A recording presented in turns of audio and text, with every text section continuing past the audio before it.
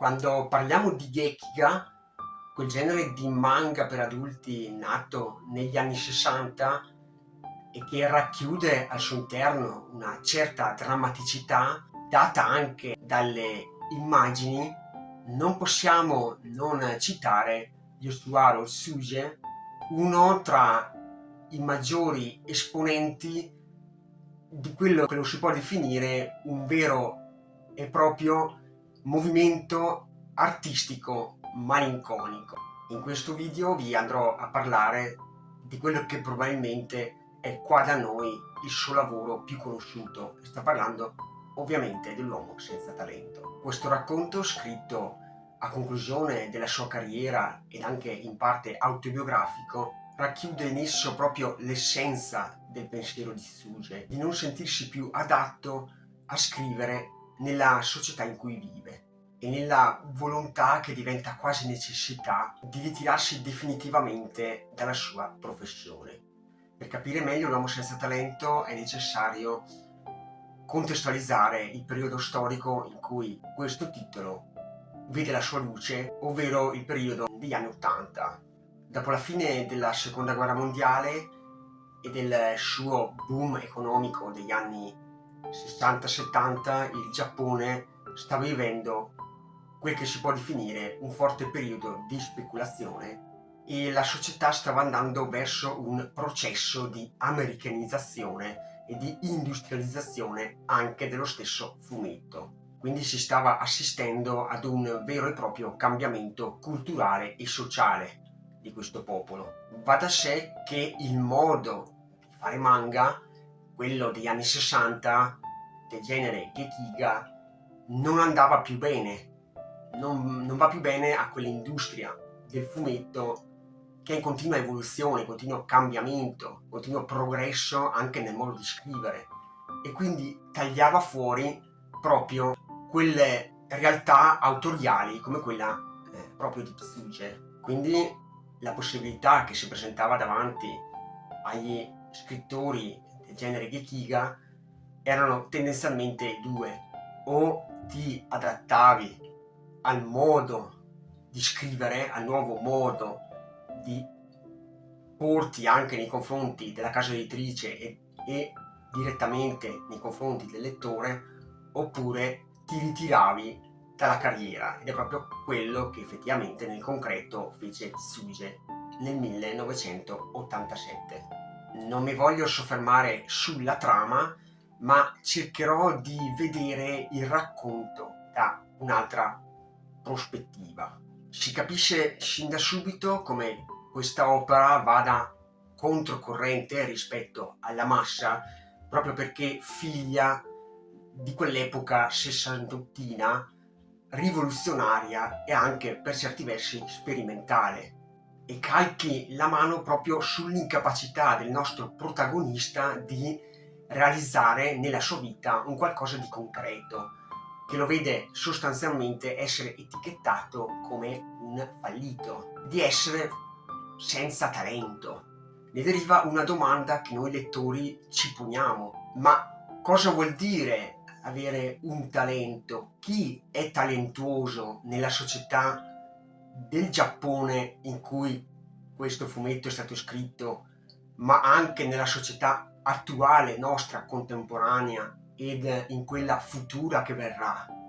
Questo racconto è la storia della vita di un uomo che potrebbe essere benissimo la storia della nostra vita, la storia di ognuno di noi. Come ci dimostra Tsuge nella sua opera, l'uomo continua a rincorrere,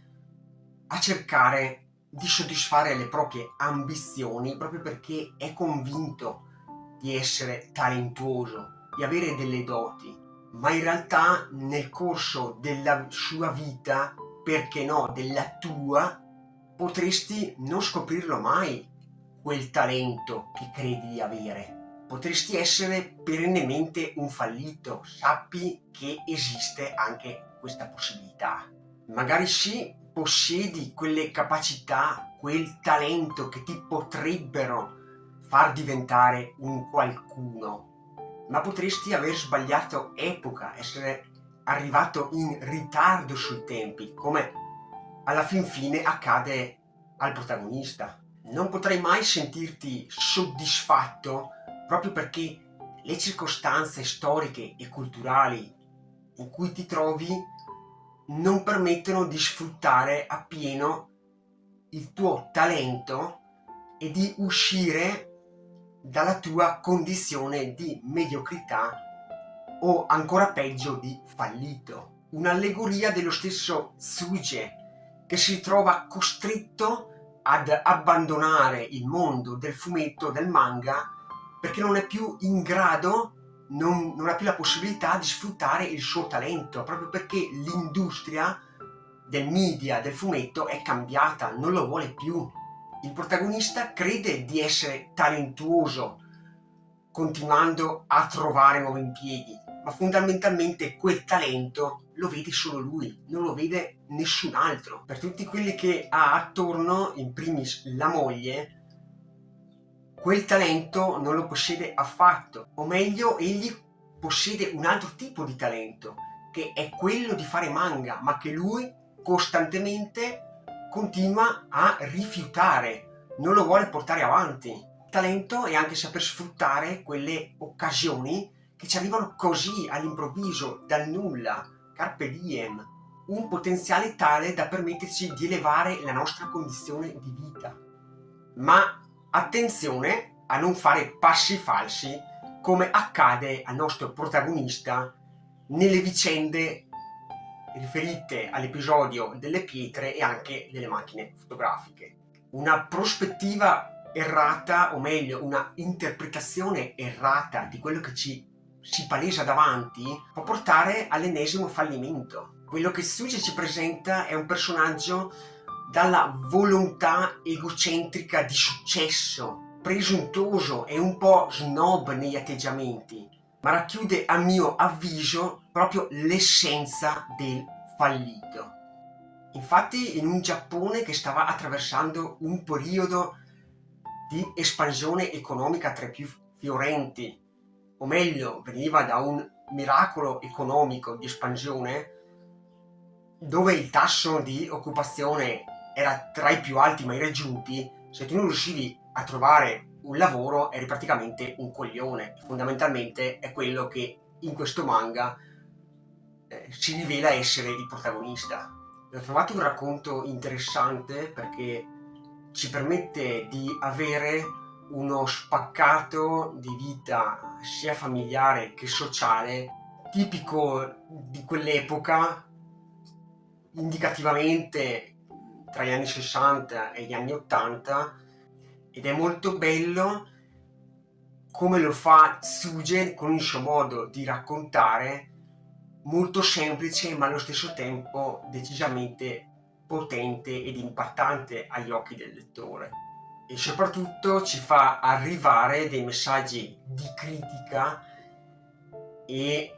una morale di fondo a mio avviso non indifferente. Lì per lì è un testo che a fine lettura non mi ha particolarmente entusiasmato, ma perché è una di quelle storie che devi un attimo assimilare e rielaborare per riuscire a cogliere tutte le sfaccettature che lo stesso mangaka ti vuole offrire. La narrazione è scandita da un ritmo piuttosto lento, tipico del genere Gekiga, che ti permette di apprezzare appieno tutte le riflessioni e i dialoghi che intercorrono tra i personaggi. Tuttavia non sono riuscito quasi per nulla ad empatizzare con il personaggio primario, ma credo sia stata una volontà di Tsuge quella di far percepire al lettore un certo distacco, per sottolineare ancora di più quel senso di vita tra i margini di un uomo che forse è solamente incompreso in un mondo che non lo vede e non lo accetta più per quello che è, mutandolo in un fallito.